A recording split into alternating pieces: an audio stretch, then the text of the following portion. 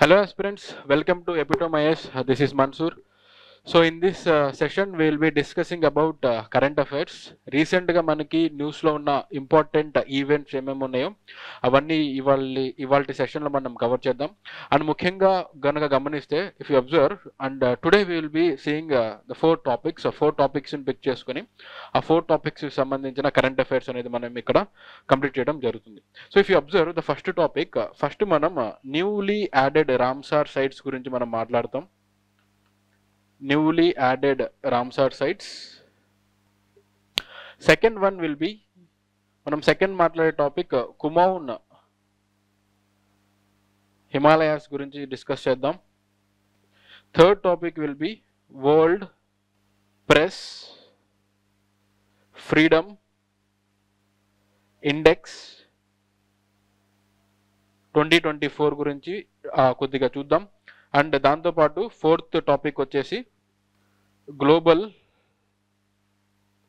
Resource outlook 2024. So ఇవాళ మనం ఈ ఫోర్ టాపిక్స్ గురించి కొద్దిగా డెప్త్గా డీటెయిల్డ్గా అనాలిసిస్ చేద్దాం. అండ్ ఈ ఫోర్ టాపిక్స్ అనేవి రాబోయే యూపీఎస్సీ ఎగ్జామ్స్కి చాలా చాలా చాలా ఇంపార్టెంట్. అండ్ ఫ్యూచర్లో వచ్చే ఎగ్జామ్స్ కూడా ఈ ఇయర్లో మీరు రాబోయే కాంపిటేటివ్ ఎగ్జామ్స్కి ఈ ఫోర్ టాపిక్స్ అనేవి చాలా చాలా ఇంపార్టెంట్. ఇందులో ముఖ్యంగా ఈ రామ్సార్ సైట్స్ గురించి డెఫినెట్గా మనకి క్వశ్చన్స్ అనేవి ఎగ్జామ్లో రిఫ్లెక్ట్ అవుతూ ఉంటాయి. ఓకే, సో ఇంకా లేట్ చేయకుండా టాపిక్ నెంబర్ 1 కనుక చూస్తే, so as I told you earlier, the topic will be about Ramsar sites. Ramsar sites గురించి మనం ఎందుకు చదువుతున్నాం, కంటెక్స్ట్ ఒకసారి కనుక గమనిస్తే, if you see the context, రీసెంట్గా మనకి వరల్డ్ ఎన్విరాన్మెంటల్ డే ఆ రోజు ఏమైందంటే మన ఇండియాలో కొత్తగా 2 రామ్సార్ సైట్స్ని యాడ్ చేయడం జరిగింది.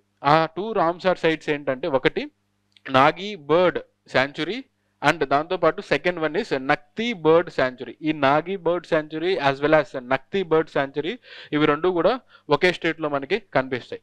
ఓకే, అండ్ ఇక్కడ గనక మనం గమనిస్తే ఇక్కడ ఇప్పుడు యాడ్ చేయబడిన 2 రామ్సార్ సైట్స్ ఏమున్నాయో ఏంటది, నాగి రామ్సార్ సైట్ కానీ or else Nakti Ramsar sites కానీ, ఇవి రెండు కూడా they are man made reservoirs. ఇవి రెండు కూడా they were man made reservoirs. And ఇవి ఎక్కడ లొకేట్ అయి ఉన్నాయంటే దే వేర్ లొకేటెడ్ ఇన్ బీహార్లో మనకి ఇవి రెండు కనిపిస్తాయి అనమాట. ఏంటది, Nagi bird sanctuary as well as Nakti bird sanctuary. So జనరల్గా మనం రామ్సార్ సైట్స్ గురించి మాట్లాడుతున్నాం.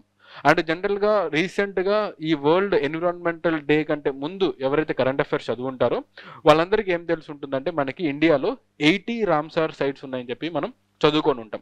సో ఎప్పుడైతే ఇవి రెండు యాడ్ చేయడం జరిగిందో ఇప్పుడు కొత్తగా మనకి 82 రామ్సార్ సైట్స్ అనేవి ఉన్నాయి. సో ఇంతకుముందు అయితే మనకి జనవరి కంటే ముందు 2023 డిసెంబర్ ఎండింగ్లో ఎవరైతే కరెంట్ అఫైర్స్ చదువుంటారో వాళ్ళకి రామ్సార్ సైట్స్ అనేవి 75 ఉన్నాయని చెప్పి చదువుంటారు. సో మనకి జనవరి ఫిబ్రవరి ఈ మంత్స్లో మనకి కొత్తగా 5 యాడ్ చేయడం జరిగింది.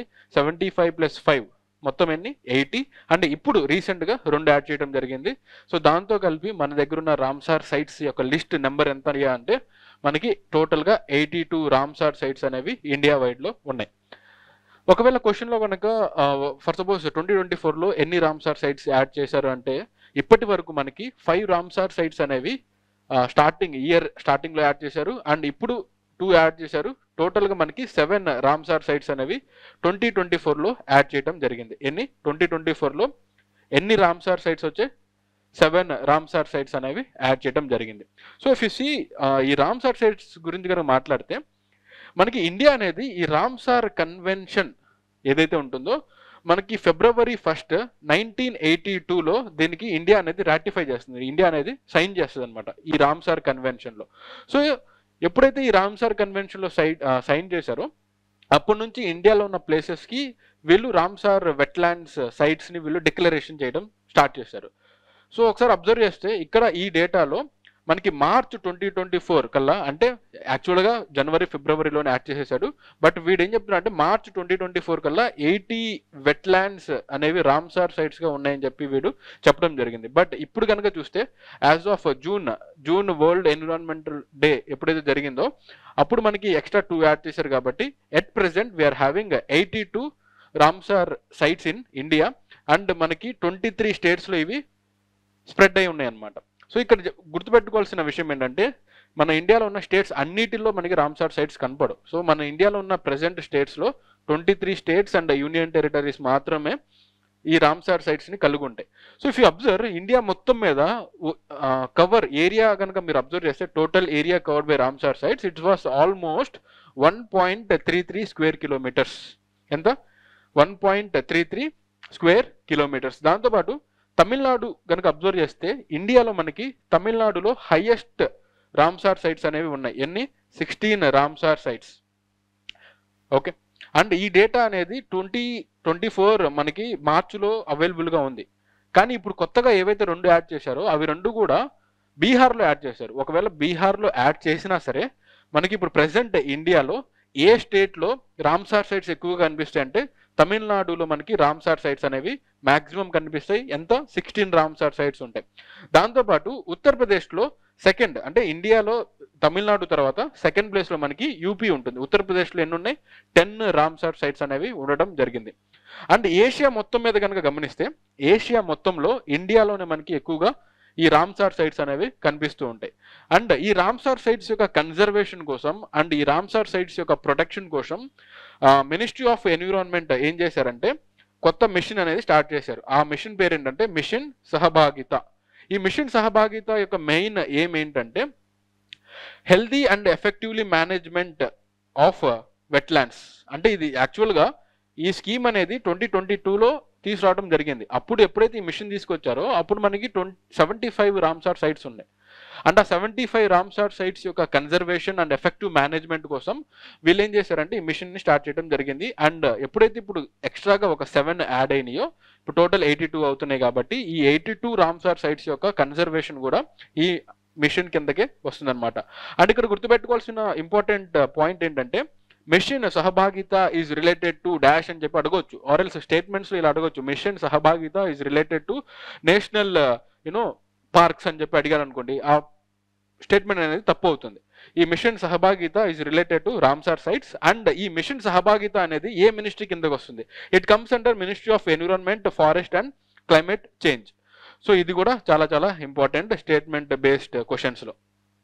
తర్వాత if you observe as I told you earlier మనకి జనవరిలో ఒక 5 రామ్సార్ సైట్స్ని యాడ్ చేశారు. సో ఇది కూడా ఇంపార్టెంట్. 2 యాడ్ చేశారు కదని చెప్పి ఈ 2 గుర్తుపెట్టుకోకూడదు. మనం ఈ 5 కూడా గుర్తుపెట్టుకోవాలి. ఇవి జనవరిలో కొన్ని యాడ్ చేశారు, జనవరి ఫిబ్రవరి ఆ రేంజ్లో. ఈ 5 రామ్సార్ సైట్స్ని కనుక మీరు గమనిస్తే first Ramsar site it was located in Karnataka, second కూడా కర్ణాటకలో ఉంది, థర్డ్ కూడా కర్ణాటకలో ఉంది, తర్వాత Tamil Nadu and 5th one is also in Tamil Nadu. So if you observe ఈ రీసెంట్గా 2024లో యాడ్ చేసిన 5 సైట్స్లో 3 were in Karnataka and 2 are in Tamil Nadu. And ఇప్పుడు కొత్తగా యాడ్ చేసిన ఇంకో 2 అవి ఎక్కడున్నాయమ్మా? They are in Bihar. అంటే 2024లో ఈ 3 స్టేట్స్లోనే మనకి ఎడిషన్ అనేది జరిగిందనమాట. సో ఈ 5 రామ్సార్ సైట్స్ ఏమున్నాయని ఒకసారి చూస్తే Anka Samudra bird conservation reserve అనేది వన్ ఆఫ్ ఫస్ట్గా యాడ్ చేసిన Ramsar site in 2024. Second one is Aghanashini estuary, ఇది కూడా కర్ణాటకలోనే ఉంది. Third one is Magadi Kere conservation reserve, ఇది కూడా మనకి కర్ణాటకలో కనిపిస్తుంది.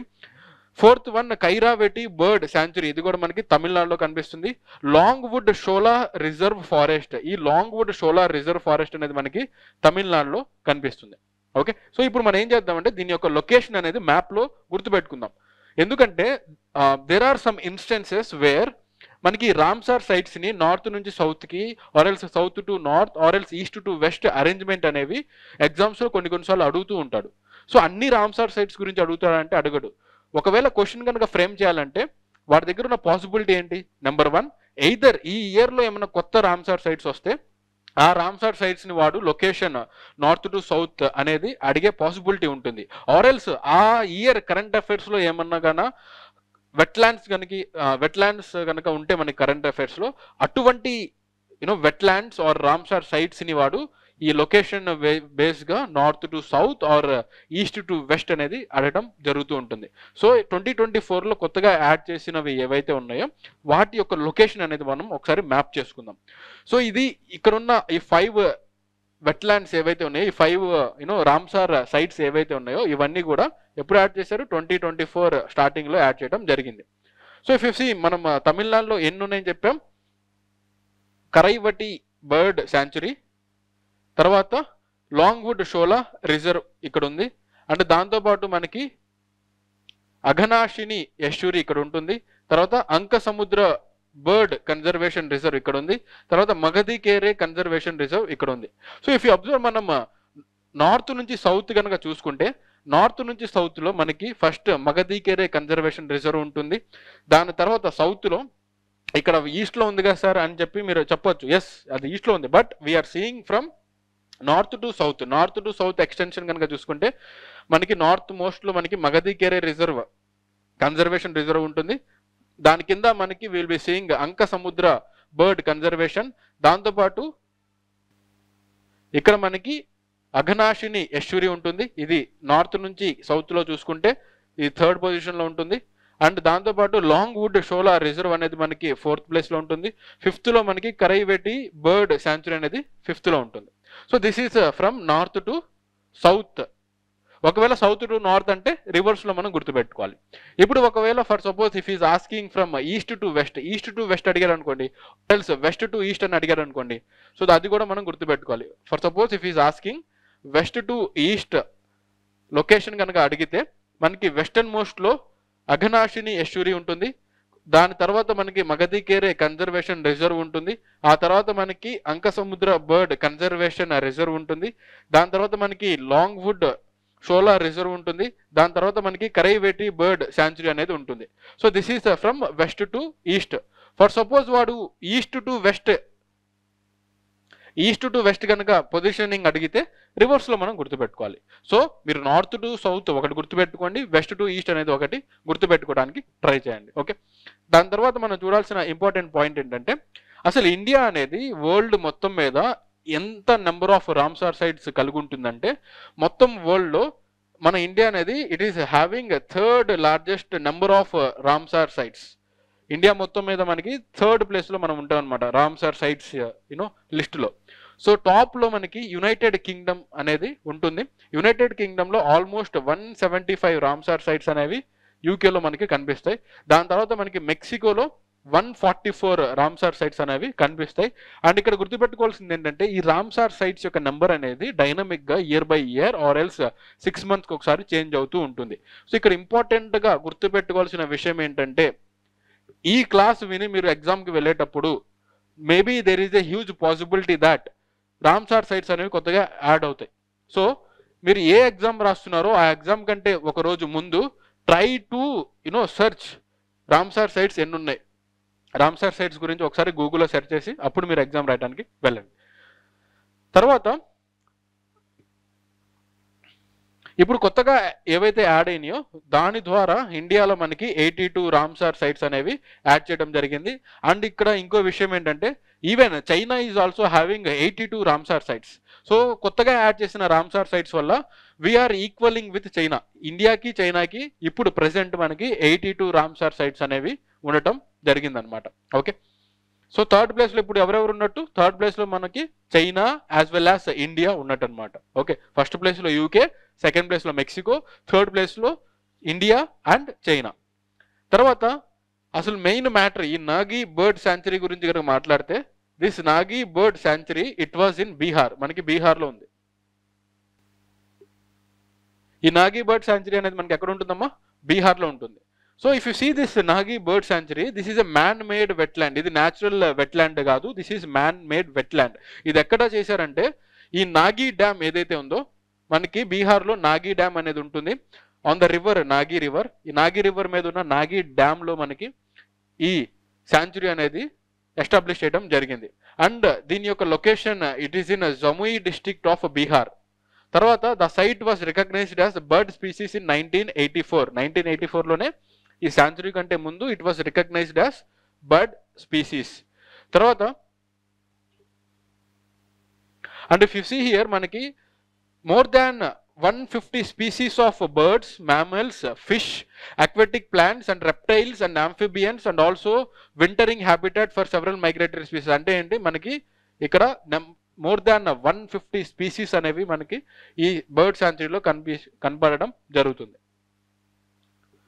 And if you observe important species కనుక గమనిస్తే మనకి ఇక్కడ దొరికే ఇంపార్టెంట్ స్పీసీస్ ఆర్ ఒకటి ఇండియన్ ఎలిఫెంట్, రెండవది మనకి నేటివ్ క్యాట్ ఫిష్ అనేది ఉంటుంది, తర్వాత మనకి Indo Gangetic so if you see ఇక్కడ ఇండియన్ ఎలిఫెంట్ ఏదైతే ఉందో ఈ ఇండియన్ ఎలిఫెంట్ యొక్క IUCN స్టేటస్ ఏంటమ్మా, ఎండేంజర్డ్. ఇది కూడా ఇంపార్టెంట్. దాంతోపాటు catfish, native catfish యొక్క IUCN స్టేటస్ చూస్తే దిస్ ఈస్ వల్నరబుల్. మనకి అందరు తెలుసు IUCN స్టేటస్ అనేది చాలా ఇంపార్టెంట్. ఎగ్జామ్లో వాడు కంటిన్యూస్గా UPSCలో అడుగుతూ ఉంటాడు. సో ఇక్కడ మనం ఎలా గుర్తుపెట్టుకోవాలంటే ఇండియన్ ఎలిఫెంట్ అనేది మనకి ఈ శాంచురీలో దొరుకుతుంది. ఈ శాంచురీలో కొత్తగా యాడ్ చేశారు కాబట్టి ఇక్కడ దొరికే ఏవైతే వైల్డ్ యానిమల్స్ ఉంటాయో దాని యొక్క IUCN స్టేటస్ గుర్తుపెట్టుకుంటే ఎగ్జామ్కి హెల్ప్ అవుతుంది. So as I told you earlier, Indian elephant is stated as endangered species and native catfish is stated as vulnerable species. Okay, then next Nakti Bird Sanctuary, Bihar. So if you see the Nakti Bird Sanctuary, this is also a man-made wetland and it was formed after the construction of a Nakti Dam on Nakti River. Okay, so ఇది కూడా man-made construction and right, it is located in Jamui district of Bihar. So ఇందాక మనం మాట్లాడుకున్నాం, ఇందాకున్న మనకి Nagi bird sanctuary ఏదైతే ఉందో that is also in Jamui district and ఈ bird sanctuary కూడా మనకి జముయి డిస్టిక్ లో కనబడడం జరుగుతుంది. And if you observe, even this bird sanctuary is also recognised as bird species in 1984 and this is designated as important bird and biodiversity area by BirdLife International. Okay, ఇది కూడా important point. And if you see here important species మనకి ఇక్కడ ఏం జరుగుతాయంటే ఒకటి bear పోచర్డ్ and దీని యొక్క IUCN status కనుక చూస్తే ఇట్ వాస్ క్రిటికల్లీ ఎండేంజర్డ్. తర్వాత స్టెప్పీ ఈగల్ అండ్ దీని IUCN స్టేటస్ కూడా ఇట్ వాస్ ఎండేంజర్డ్. అండ్ దాంతోపాటు మనకి బార్ హెడెడ్ గూస్ కూడా మనకి ఈ ఏరియాలో కనిపిస్తూ ఉంటుంది. అండ్ ఇఫ్ యూ అబ్జర్వ్, ఈ రెండు బర్డ్ శాంచురీస్ కూడా ఇవి రెండు మనకి ఇండో గ్యాంజెటిక్ ప్లేన్స్ లో కనిపిస్తాయి. ఎక్కడ? Indo Gangetic plains. Okay, and ఈ నక్తి రివర్ ఏదైతే ఉందో this Nakti river is tributary of Koel river which is flowing in Bihar. Right, so దాంతోపాటు next important topic which should be discussed is Kumaon Himalayas. ఏంటది? కుమౌన్ హిమాలయాస్. ఇది న్యూస్లో ఎందుకుందంటే రీసెంట్గా సుప్రీంకోర్టు అనేది has put a stop to a project covering 90 acres of ecologically sensitive and earthquake prone lower Himalayas rangers ఇన్ ఉత్తరాఖండ్స్ Kumaon hills.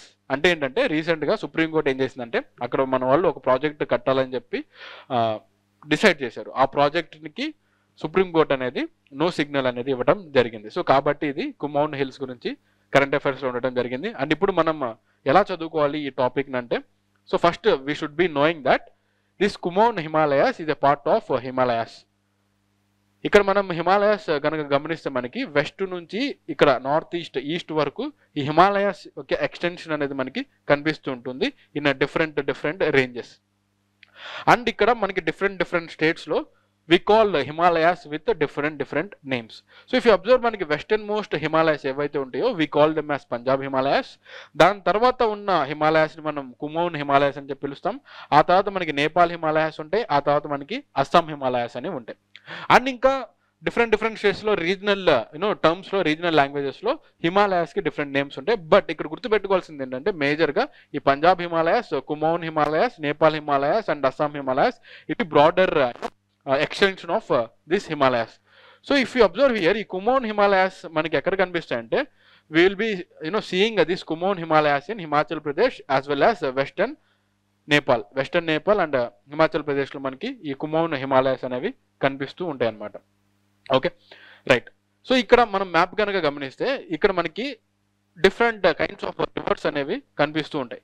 So if you see here మనకి కుమౌన్ హిమాలయాస్ పైన మనకి వీఆర్ హ్యావింగ్ ఇండస్ రివర్ అనేది ఇక్కడ ఆరిజినేట్ అవుతుంది అండ్ సట్లెజ్ అనేది మనకి ఇక్కడ ఆరిజినేట్ అవుతుంది. అండ్ ఇఫ్ యూ సీ మనకి ఇండస్ రివర్ సిస్టంలో except Indus and Sutlej remaining reverse will be originated in India.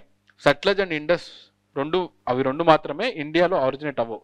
మిగిలినవి రావి, చీనాబ్, బియాస్ అండ్ సేలం ఇవన్నీ కూడా ఇండియాలో ఆరిజినేట్ అవుతాయి. ఆ తర్వాత వెళ్ళి మనకి అరేబియన్ సీలో కలుస్తాయి.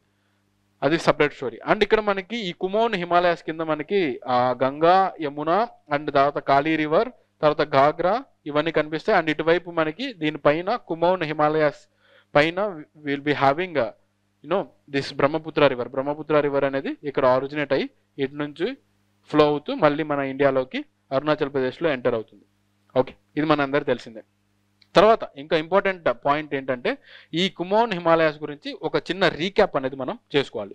So if you observe this Kumaon Himalayas, as I told you earlier, ఈ లొకేషన్ కనుక అబ్జర్వ్ చేస్తే ఈ కుమోన్ హిమాలయాస్ ఇవన్నీ ఎక్కడ ఉంటాయంటే west central section of Himalayan ranges in northern India. అంటే ఏంటి వెస్ట్ సెంట్రల్ అంటే విల్ బి హ్యావింగ్ ఇన్ ఇందాక మనం ఇక్కడ చూసాం కదా, this is western and this is central. West central రీజియన్లో మనకి కనిపిస్తాయి అనమాట. ఇక్కడ మనకి ఏ స్టేట్స్ కనిపిస్తాయి అంటే will be having Himachal Pradesh కనిపిస్తుంది, ఆ తర్వాత వెస్టర్న్ నేపాల్ అనేది కనిపిస్తుంది. అండ్ ఈ రీజియన్ ఏదైతే ఉందో it was bounded by Sutlej river to the west and Kali river to the east. ఇలా మనం చూసాం కదా ఇక్కడ Sutlej river as well as Kali river. Sutlej river వెస్ట్లో ఉంటుంది, కాళీ రివర్ ఈస్ట్లో ఉంటుంది ఈ కుమాన్ హిమాలయాస్కి. సో దాంతోపాటు ఇంకా టోపోగ్రఫీ కనుక చూస్తే, if you observe the topography, ఇక్కడ ఇంపార్టెంట్గా గుర్తుపెట్టుకోవాల్సిన పాయింట్ ఏంటంటే ఈ Kumaon Himalayas these are the parts of Shivalik ranges. So మన greater Himalayas, middle Himalayas and lower Himalayas అని చెప్పి మూడు ఉంటాయి. లోవర్ హిమాలయాస్ మనం శివాలిక్స్ అని చెప్పి పిలుస్తాం. సో ఈ శివాలిక్స్లో పార్ట్ అనమాట ఏంటి ఈ కుమోన్ హిమాలయాస్. సో దాంతోపాటు most of the Kumaon Himalayas are located with in Uttarakhand, north west of Nepal. ఉత్తరాఖండ్లో అండ్ హిమాచల్ ప్రదేశ్లో కూడా కొద్దిగా కనిపిస్తాయి, అండ్ నార్త్ వెస్ట్ ఆఫ్ నేపాల్లో కూడా మనకి ఇవి కనపడటం జరుగుతుంది. తర్వాత ప్రామినెంట్ లేక్స్ ఏముంటాయంటే ఇది చాలా ఇంపార్టెంట్. కుమోన్ హిమాలయాస్లో will be having Naini lake, Sattal, తర్వాత భీమ్టాల్, దాని తర్వాత నౌకుచియా తాల్. ఇవి మూడు కూడా, ఈ ఫోర్ కూడా important prominent lakes in Kumaon Himalayas. There is a huge probability, ఎందుకంటే కుమోన్ హిమాలయాస్ అనేవి రీసెంట్లో న్యూస్లో ఉంది కాబట్టి ఈ ఇయర్లో జరిగే కాంపిటేటివ్ ఎగ్జామ్స్లో దీని మీద క్వశ్చన్ అనేది డైరెక్ట్గా కానీ ఇండైరెక్ట్గా కానీ రిఫ్లెక్ట్ అవుతుంది. ఇండైరెక్ట్గా ఎలా రిఫ్లెక్ట్ అవుతుందంటే వాడు ఈ లేక్స్ని కూడా అడిగే పాసిబిలిటీ ఉంటుంది. So important lakes Naini lake, Sattal lake, Bhimtal lake and Naukuchiya Tal ఇవి మొత్తం కూడా మనకి ఎక్కడ కనిపిస్తాయి, we can be seen in this Kumaon Himalayas. So దాంతోపాటు ఇక్కడ ఉన్న కీ హిల్ స్టేషన్స్ కనుక మనం గమనిస్తే నైనిటాల్, రాణిఖేత్ అండ్ అల్మోరా, ఈ మూడు కూడా these are important hill stations that were present in Kumaon Himalayas. So note చేసుకోవాలి, ఇంపార్టెంట్. దాని తర్వాత if you observe the highest peak in this Kumaon Himalayas, మనకి హైయెస్ట్ పీక్ ఏముంటుందంటే Nandadevi peak and Kamet peak. Nandadevi and Kamet ఇవి రెండు కూడా మనకి ఏ హిమాలయాస్లో కనిపిస్తాయి, కుమోన్ హిమాలయాస్ రేంజెస్లో మనకి కనిపిస్తాయి అనమాట. సో అది కూడా నోట్ చేసుకోవాలి. అండ్ ఇంపార్టెంట్ ట్రైబ్స్, ఇది కూడా నోట్ చేసుకోవాలి, చాలా చాలా ఇంపార్టెంట్. సో ఇక్కడ మనం ట్రైబ్స్ కనుక మనం గమనిస్తే మనకి ఇక్కడ థారూస్, భూతియాస్, జౌన్సరీస్, బుక్సాస్ అండ్ రాజీస్ ఈ డిఫరెంట్ 5 ట్రైబ్స్ అనేవాళ్ళు మనకి ఈ కుమోన్ రీజియన్లో కనిపిస్తూ ఉంటారు. సో ఇది కూడా ఇంపార్టెంట్, ట్రై టు నోట్ చేసుకోవడానికి ట్రై చేయండి.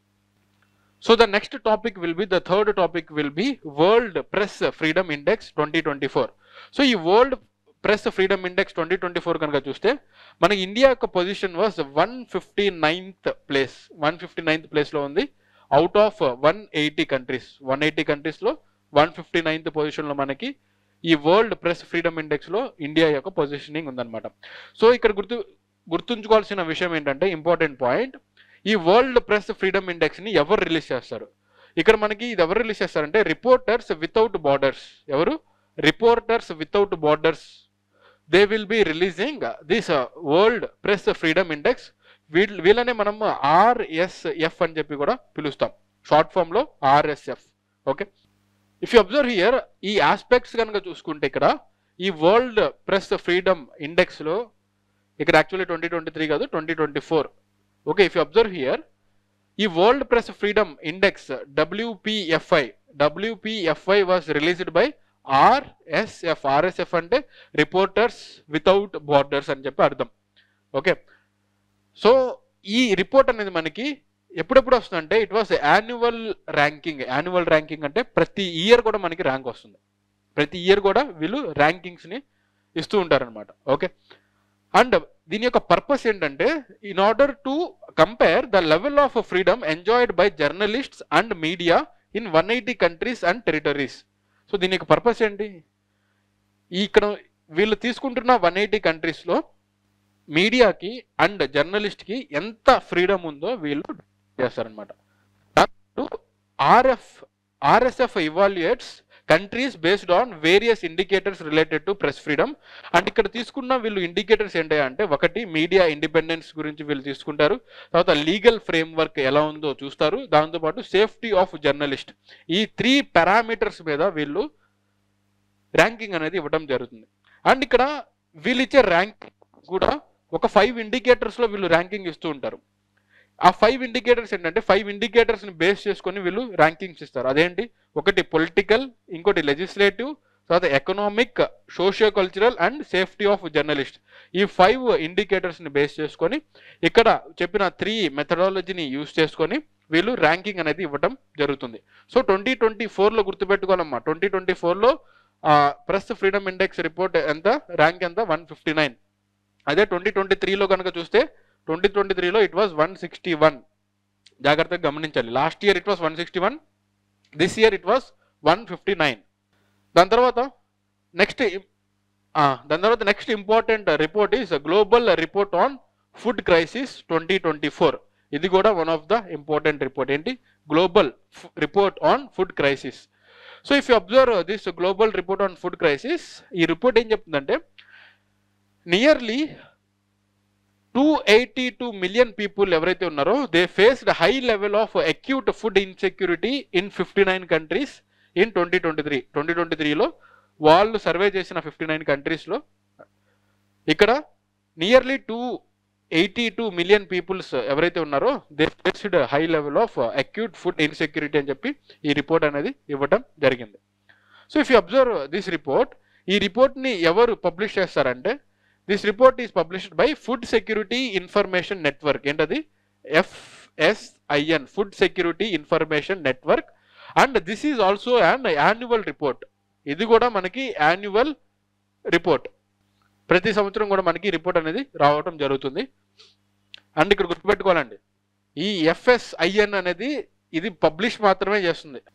Okay, and it is launched by Global Network Against Food Crisis, which is a collaboration involving United Nations agencies, the European Union, United States agencies for international development and non-governmental organizations working to address food crisis. అంటే ఏంటి, ఇవి మొత్తం కూడా they will be working to bring this report. Okay, and ఎవరు publish చేస్తారు, food security information network. So దాంతోపాటు key findings కనుక మనం గమనిస్తే 2024లో వీళ్ళు ఏం ఐడెంటిఫై చేశారంటే the report examined A population of 1.3 billion across 59 countries in 2023. 2023లో వీళ్ళు 1.3 బిలియన్ పాపులేషన్ని వీళ్ళు ఎగ్జామిన్ చేశారు అక్రాస్ 59 కంట్రీస్. సో ఇందులో ఏమైనా తెలిసిందంటే for the 5th consecutive year the number of people experiencing acute food insecurity increases. అంటే ఏంటి, ఫుడ్ ఇన్సెక్యూరిటీ అనేది comparatively last 5 yearsలో అది కన్సిక్యూటివ్గా ఎవ్రీ ఇయర్ అనేది ఇంక్రీజ్ అవ్వడం జరుగుతుంది. This means they faced food shortages that threatened their lives or livelihoods regardless of causes or duration. అంటే ఏంటి, రోజుకి మనకి ఈ స్కేర్సిటీ ఆఫ్ ఫుడ్ అనేది పెరగడం జరుగుతుందని చెప్పి వీళ్ళు ఐడెంటిఫై చేశారనమాట.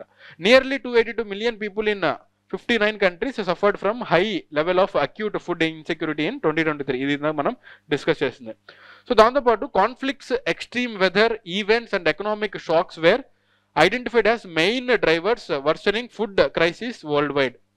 సో జనరల్గా ఫుడ్ క్రైసిస్ రావడానికి మెయిన్ ప్రాబిలిటీస్ ఏముంటాయి, మనం కామన్ సెన్స్ ఆలోచించిన ఒకటి, ఎక్కడైనా వార్ కనుక జరుగుతూ ఉంటే అక్కడ మనకి ఫుడ్ క్రైసిస్ అనేది వస్తూ ఉంటుంది. సో దాంతోపాటు ఎక్స్ట్రీమ్ కండిషన్స్ అంటే వెదర్ డ్రౌట్స్ కానీ ఆర్ ఎక్స్ట్రీమ్ ఫ్లడ్స్ రావడం కానీ, ఎక్స్ట్రీమ్ హీట్ కండిషన్స్ ఉండటం కానీ, అటువంటి పొజిషన్లో మనకి ఫుడ్ ప్రొడక్షన్కి లాస్ అనేది జరుగుతూ ఉంటుంది. దాంతోపాటు ఈ ఎకనామిక్ షాక్స్ అంటే ఒకవేళ ఏదైనా కంట్రీలో ఇన్ఫ్లేషన్ పెరగడం వల్ల అక్కడ మనకి ఫుడ్ వాల్యూ అనేది పడిపోతూ ఉంటుంది. అక్కడ మనం ఫుడ్ అనేది పర్చేస్ చేయలేం. సో ఇవన్నీ కూడా డిఫరెంట్ రీజన్స్ అన్నమాట ఈ ఫుడ్ క్రైసిస్కి. దాంతోపాటు conflict and insecurity wear the primary cause in 20 countries. వీళ్ళు ఏం చెప్తున్నారు, వీళ్ళు అబ్జర్వ్ చేసిన 59 కంట్రీస్లో 20 కంట్రీస్లో రీజన్ ఏంటంటే ఫుడ్ క్రైసిస్ ఉండడం కోసం కాన్ఫ్లిక్ట్స్ అండ్ ఇన్సెక్యూరిటీ గొడవలు ఏవైతే జరుగుతున్నాయో అవి they were primary reasons for 20 countries అంట. Okay, which is directly impacting 135 million people, notably the places like Gaza strip and Sudan. So మనకు తెలిసిందే మనకి ఈ గాజా స్ట్రిప్ అండ్ సుడాన్లో ఎటువంటి ఇష్యూస్ ఉన్నాయో. సో ఇందా మనం చెప్పినట్టు ఈ అవుట్ ఆఫ్ 59 కంట్రీస్లో 20 కంట్రీస్లో మనకి food shortage or food severity ఉండటానికి రీజన్ ఏంటి అంటే కాన్ఫ్లిక్ట్స్ అండ్ ఇన్సెక్యూరిటీస్. తర్వాత Gaza strip faced the most severe food crisis in the past 8 years, while Sudan also experienced a significant crisis with almost a third of its population requiring emergency food assistance. ఇది important point. So దాని తర్వాత ఇంకో important point ఏంటంటే extreme weather events affected 18 countries. ఇందా మనం 20 countries గురించి చూసాం. ఇప్పుడు remaining 18 countries, these 18 countries were poorly affected because of extreme weather events. ఆ తర్వాత 10 countries with the most severe food crisis in 2023 were the Democratic Republican of Congo, Nigeria, Sudan, Afghanistan, Ethiopia, Yemen, the Syrian Arab Republic, Bangladesh, Pakistan and Myanmar. These are severely affected 10 countries. తర్వాత there were positive developments in 17 countries in 2023 including the democratic republic of Congo, Ukraine, where the food situation was improved. So ఇక్కడ మనకి 10 కంట్రీస్లో మనకి republic of Congo and ఉక్రెయిన్లో మనకి condition అనేది improve అవడం జరుగుతుంది. రైట్, సో అవి ఇవాళ మనకి ఉన్న టాపిక్స్. సో రిమైనింగ్ టాపిక్స్ మనం నెక్స్ట్ క్లాస్లో మనం కలుసుకుందాం. So thank you for watching this video. ప్రతి ఒక్కరు కూడా ఈ వీడియోని లైక్ చేయండి, షేర్ చేయండి. అలాగే మీకు ఏమైనా డౌట్స్ ఉంటే కామెంట్ సెక్షన్లో డౌట్స్ అనేవి పెట్టండి. నేను నెక్స్ట్ క్లాస్లో వాటిని రెక్టిఫై చేస్తాను. So thank you for watching this video.